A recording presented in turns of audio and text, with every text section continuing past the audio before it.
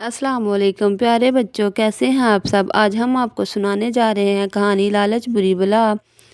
एक बहुत लालची आदमी था। वो हर वक्त ये सोचता रहता कि इसके पास बहुत सी दौलत हो, जिसकी वजह से इसके दिन रात बस दौलत हासिल करने में गुजरते थे। एक दिन वो आदमी खेत में गया। इसने देखा कि खेत के कोने में एक मुर्गी बैठी है। इसने इधर उधर देखकर मुर्गी को पकड़ना चाहा। मुर्गी उड़कर दूर जा बैठी। वो मुर्गी के पीछे दौड़ने वाला था कि इसकी नज़र इस जगह पर पड़ी जहाँ मुर्गी बैठी हुई थी। वो ठिठक कर रह गया। वहाँ तो एक सफ़ेद अंडे के बजाय सुनहरी अंडा चमक रहा था। इसके दिल में ख्याल आया कि इस अंडे को पहले उठाए। फिर इसे ख्याल आया कि अंडा तो अपनी जगह से भाग नहीं सकता, इसलिए पहले मुर्गी को ही पकड़ना चाहिए। इसने भाग दौड़ करके मुर्गी पकड़ ही ली। अब इसने अंडा उठाया तो इसकी खुशी की इंतहा नहीं रही। वो अंडा तो सोने का था।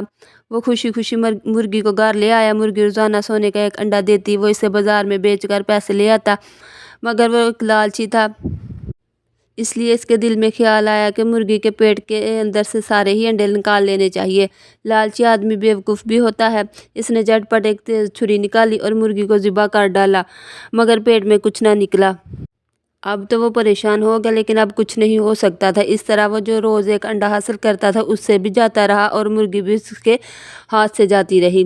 इसलिए बच्चों, सच है कि लालच बुरी बला है। हमें कभी भी लालच नहीं करना चाहिए और जो कुछ हमारे पास है उस पर अल्लाह का लाख लाख शुक्र अदा करना चाहिए।